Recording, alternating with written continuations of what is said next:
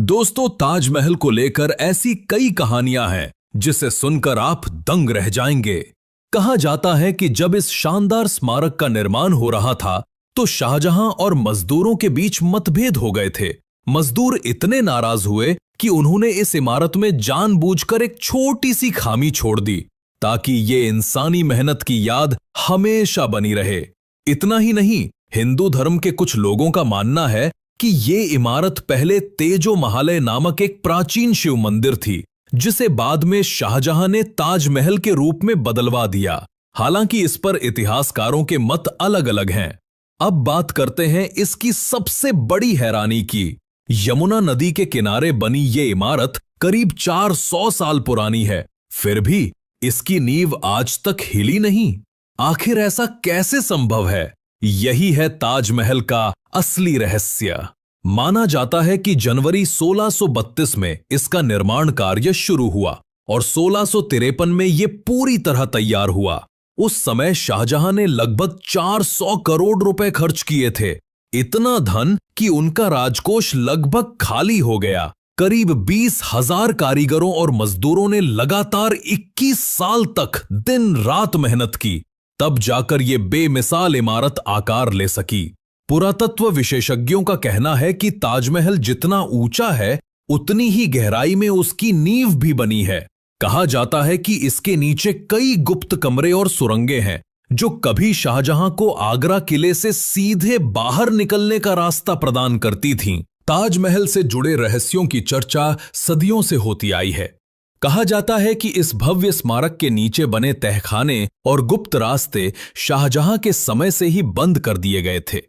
इतना ही नहीं, ताजमहल में 22 ऐसे रहस्यमयी कमरे भी हैं जिन्हें जानबूझकर सील कर दिया गया है। इन कमरों में क्या है, ये आज तक एक अनसुलझी पहेली बना हुआ है। कई लोगों का मानना है कि ताजमहल की वास्तुकला किसी प्राचीन हिंदू मंदिर जैसी प्रतीत होती है। वहीं कुछ इतिहासकार ये सवाल भी उठाते हैं कि मुमताज महल को आखिर 3 बार दफनाने की जरूरत क्यों पड़ी। और सबसे चर्चित कहानी, वे 20,000 कारीगर जिन्होंने इस अजूबे को आकार दिया, उनके हाथ कटवाने का आदेश क्यों दिया गया। इन सभी रहस्यों पर बात करने से पहले आइए इतिहास के पन्नों को पलटते हैं और जानते हैं इस प्रेम के प्रतीक ताजमहल की शुरुआत की कहानी। कहा जाता है कि 17वीं सदी में मुगल सम्राट शाहजहां अपनी प्रिय पत्नी मुमताज महल से बेहद मोहब्बत करते थे। मुमताज न केवल असाधारण सुंदर थीं, बल्कि राजकाज और राजनीतिक निर्णयों में शाहजहां की सलाहकार भी थीं। लेकिन किस्मत को कुछ और ही मंजूर था। जून 1631 में जब शाहजहां को गद्दी पर बैठे 4 साल हुए थे, मुमताज अपनी 14वीं संतान को जन्म देते हुए गंभीर रूप से बीमार पड़ गईं। उनकी प्रसव पीड़ा लगभग 30 घंटे तक चली। शाहजहां ने देश भर से वैद्य, हकीम और चिकित्सकों को आगरा बुलाया। उन्होंने मंदिरों और मस्जिदों में दुआएं दिलवाईं, गरीबों में धन बांटा, लेकिन फिर भी वे अपनी प्रिय बेगम को नहीं बचा सके। 17 जून 1931 के दिन मुमताज महल ने हमेशा के लिए इस दुनिया को अलविदा कह दिया। शाहजहां की जीवनी लिखने वाले इतिहासकार बताते हैं कि मुमताज महल की मृत्यु ने उनके जीवन को पूरी तरह बदल दिया था। अपनी प्राण प्रिय बेगम के निधन के बाद वे गहरे शोक में डूब गए। एक पूरे सप्ताह तक उन्होंने ना तो किसी से मुलाकात की, न दरबार लगाया और ना ही शासन के कार्यों में भाग लिया। मुमताज की मृत्यु ने मानो उनके जीवन का रंग ही छीन लिया था। उन्होंने संगीत सुनना, गहने पहनना और शानदार वस्त्र धारण करना सब त्याग दिया। कहते हैं कि अगले 2 वर्षों तक हर बुधवार, वही दिन जब मुमताज ने अंतिम सांस ली थी, शाहजहां केवल सफेद कपड़े पहनते थे, मानो अपने शोक को जीवन का हिस्सा बना लिया हो। लगातार रोते रहने से उनकी आंखें कमजोर पड़ गईं और उन्हें चश्मा पहनना पड़ा। उनका शारीरिक और मानसिक स्वास्थ्य दोनों गिरने लगे। एक समय था जब उनकी दाढ़ी और मूंछों में बस कुछ सफेद बाल दिखाई देते थे, जिन्हें वे सावधानी से तोड़कर फेंक देते थे। मगर मुमताज की मौत के कुछ ही दिनों में उनकी 1/3 दाढ़ी सफेद हो गई, जैसे दुख ने समय से पहले उन्हें वृद्ध बना दिया हो। इस गहरे दर्द के दौर में उन्होंने सिंहासन छोड़ देने का भी विचार किया, लेकिन फिर सोचा कि शासन एक दैवी कर्तव्य है जिसे व्यक्तिगत दुख के कारण नहीं छोड़ा जा सकता। साथ ही उनके मन में मुमताज की अंतिम इच्छा की गूंज अब भी जीवित थी, वो सपना जो उन्होंने मरने से पहले शाहजहां से साझा किया था। मुमताज ने कहा था कि उन्होंने अपने स्वप्न में एक अद्भुत बाग और अनुपम महल देखा है। इस दुनिया में जैसा कोई और स्मारक नहीं, वैसा ही एक अद्भुत मकबरा बनाने की इच्छा शाहजहां के दिल में उठी। उन्होंने मुमताज की याद में ऐसा स्मारक बनवाने का निश्चय किया जो हमेशा के लिए उनके प्रेम का प्रतीक बन सके। इसके लिए उन्होंने ऐसी जगह की तलाश शुरू की जो आगरा शहर की हलचल से दूर एक शांत और सुकून भरे वातावरण में हो। अंततः उन्हें यमुना नदी के किनारे 42 एकड़ की उपयुक्त भूमि मिली, जहां आसपास के बगीचों की सिंचाई के लिए पानी की कोई कमी नहीं थी। शाहजहां चाहते थे कि ये भव्य इमारत इतनी ऊंची और विशाल हो कि उसे आगरा के किले से भी देखा जा सके। इसके बाद ताजमहल का नक्शा तैयार किया गया, जो 1560 के दशक में दिल्ली में बने हुमायूं के मकबरे से प्रेरित था। जनवरी 1632 में ताजमहल के निर्माण का कार्य आरंभ हुआ। सबसे पहले उस क्षेत्र की जमीन को समतल किया गया और गहरी नींव खोदने के लिए हजारों मजदूर लगाए गए। निर्माण के दौरान ताजमहल को बाहरी नजरों से बचाने के लिए शाहजहां ने लकड़ी की बल्लियों और ईंटों से एक विशाल मचान बनवाया। कहते हैं जब ताजमहल बनकर तैयार हुआ तो मचान को गिराने में 5 वर्ष लगने का अनुमान था, लेकिन शाहजहां ने फरमान जारी किया कि गिराई गई सारी ईंटें मजदूरों की संपत्ति होंगी। नतीजा यह हुआ कि मजदूरों ने रातों रात मचान गिरा डाला और जितनी ईंटें उठा सकते थे उठा ले गए। हालांकि ताजमहल यमुना नदी के किनारे बनाया गया था, इसलिए यह स्वाभाविक था कि समय के साथ उसमें नमी और सीलन आने लगी, जिससे उसकी नींव को कमजोर होने का खतरा बढ़ गया। शाहजहां की यह इच्छा थी कि ताजमहल सदियों सदियों तक अडिग खड़ा रहे, समय और परिस्थितियों की किसी भी मार से अछूता। लेकिन जब उन्होंने देखा कि यमुना नदी के किनारे की मिट्टी कुछ ढीली है, तो उन्होंने अपने शिल्पियों और इंजीनियरों को आदेश दिया कि वे इसकी नींव को ऐसा बनाए जो हमेशा मजबूत बनी रहे। तब एक अनोखा समाधान निकाला गया। ताजमहल की नींव पत्थर की नहीं बल्कि लकड़ी की बनाई गई। अब यह सुनकर कोई भी हैरान हो सकता है कि आखिर लकड़ी की नींव पर खड़ी इमारत 400 सालों तक कैसे टिक सकती है। इसका जवाब छिपा है यमुना नदी और एक विशेष प्रकार की लकड़ी आबनूस में। आबनूस एक अत्यंत सघन और भारी लकड़ी होती है जो पानी में डूब जाती है। ये सामान्य लकड़ी की तरह सड़ती या दीमक से खराब नहीं होती।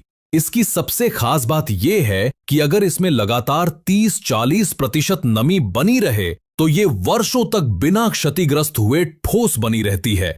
यमुना का पानी इस नमी को बनाए रखने में मुख्य भूमिका निभाता है। नदी की उपस्थिति से नींव की लकड़ियों को आवश्यक नमी मिलती रहती है, जिससे वे अब तक मजबूत और स्थिर हैं।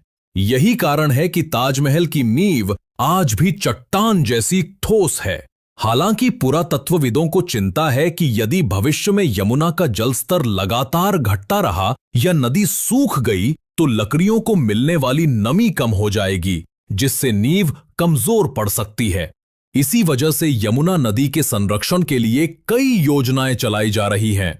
जानकारी के लिए बता दें कि ताजमहल की नींव और उसके आसपास की अन्य संरचनाएं लाल बलुआ पत्थर से निर्मित हैं, जो इसे अतिरिक्त स्थायित्व और सुंदरता प्रदान करती हैं। जबकि मुख्य मकबरे के निर्माण में चमकदार सफेद संगमरमर का उपयोग किया गया था, जिसमें लगभग 40 तरह के कीमती रत्न जड़े गए थे। शाहजहां ने ये रत्न दुनिया के अलग अलग हिस्सों से मंगवाए थे, जैसे अफगानिस्तान के खानों से नीले रंग का लैपिस लजूली, चीन के काशगर से हरा जेड, तिब्बत से फिरोजा और अरब व लाल सागर से मूंगा। इसके अलावा वर्मा यानी म्यांमार, श्रीलंका और मिस्र की नील घाटी से भी बहुमूल्य पत्थर मंगवाए गए थे। भवन में उपयोग हुआ संगमरमर राजस्थान के मकराना से लाया गया था, जो लगभग 200 मील दूर स्थित है। कुछ चट्टानें इतनी विशाल और भारी थीं कि उन्हें खींचने के लिए विशेष बैलगाड़ियां तैयार करनी पड़ीं, जिन्हें 30 बैलों के साथ चलाना भी कठिन होता था। इसी सफेद संगमरमर के कारण ताजमहल दिन के अलग अलग समय पर रंग बदलता हुआ दिखाई देता है। सुबह हल्का गुलाबी, दोपहर में दूधिया सफेद और चांदनी रात में सुनहरा आभा लिए। यह परिवर्तन सूर्य और चंद्रमा की किरणों के परावर्तन से होता है। यमुना नदी की ओर स्थित हिस्से के नीचे लाल पत्थरों से बने 22 कमरे हैं, जो वर्तमान में भारतीय पुरातत्व सर्वेक्षण विभाग द्वारा बंद कर दिए गए हैं। कहा जाता है कि इन कमरों की दीवारों और छतों पर हिंदू देवी देवताओं के चित्र बने हुए हैं और इन्हें जोड़ने वाला लगभग 33 फीट लंबा गलियारा भी मौजूद है, जिसके दोनों सिरों पर ईंटों से बने दरवाजे बंद हैं। बताया जाता है कि ताजमहल की कुछ दीवारें इस तरह बनाई गई हैं कि वे साधारण दिखाई दें और पर्यटकों का ध्यान बंद कमरों की ओर न जाए। कहा जाता है कि सन 1634 में दिल्ली के एक व्यक्ति ने दीवार में बने एक छोटे से छेद से झांककर ताजमहल के तहखाने के कुछ कमरों को देखा। उसके अनुसार अंदर के स्तंभों पर भगवान शिव और अन्य हिंदू देवी देवताओं की आकृतियां उकेरी हुई थीं। साथ ही उसने वहां विशाल रोशनदान भी देखे, जो आमतौर पर प्राचीन हिंदू मंदिरों में बनाए जाते थे। उस व्यक्ति का कहना था कि उन रोशनदानों को बाद में संगमरमर के पत्थरों से ढक दिया गया, जिससे ऐसा प्रतीत होता है कि किसी ने जानबूझकर मूल संरचना को छिपाने की कोशिश की। स्थानीय लोगों का यह भी विश्वास है कि ताजमहल वास्तव में एक प्राचीन शिव मंदिर था, जिसे तेजो महालय के नाम से जाना जाता था। कहा जाता है कि इसकी छत से पानी की बूंदें शिवलिंग पर गिरती थीं, जैसा कि पारंपरिक मंदिरों में होता है। किंवदंती के अनुसार इस मंदिर का निर्माण सम्राट समुद्रगुप्त ने करवाया था। बाद में जब मुगलों ने भारत पर कब्जा किया तो हजारों हिंदू मंदिर नष्ट कर दिए गए और कुछ को बदलकर मस्जिदों या अन्य इमारतों का रूप दे दिया गया। कहा जाता है कि ताजमहल भी उन्हीं में से एक संरचना हो सकती है। हालांकि इन दावों के ऐतिहासिक या पुरातात्विक प्रमाण आज तक स्पष्ट रूप से सामने नहीं आए हैं, इसलिए इन बातों की सच्चाई पर अब भी संदेह बना हुआ है। ताजमहल के निर्माण से जुड़ी एक दिलचस्प दास्तान ये भी सुनने को मिलती है कि जब इस शानदार इमारत का काम पूरा हुआ तो शाहजहां ने ये आदेश दिया कि जो भी कारीगर और मजदूर इसे बनाने में शामिल थे, उनके हाथ काट दिए जाएं, ताकि वे दोबारा ऐसी अद्भुत इमारत कभी ना बना सकें। कहते हैं उसी दर्द और नाराजगी में मजदूरों ने इसकी छत में एक छोटा सा दोष जानबूझकर छोड़ दिया, ताकि शाहजहां का ये परफेक्ट सपना अधूरा रह जाए।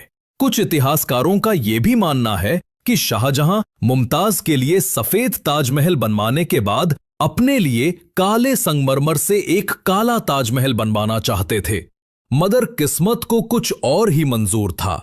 उनके बेटे औरंगजेब ने उन्हें कैद कर लिया और वो अधूरा सपना कभी साकार नहीं हो पाया। ताजमहल के चारों कोनों पर 130 फीट ऊंची 4 मीनारें बनी हैं। अगर ध्यान से देखा जाए तो ये मीनारें सीधी खड़ी नहीं हैं, बल्कि हल्की सी बाहर की ओर झुकी हुई हैं।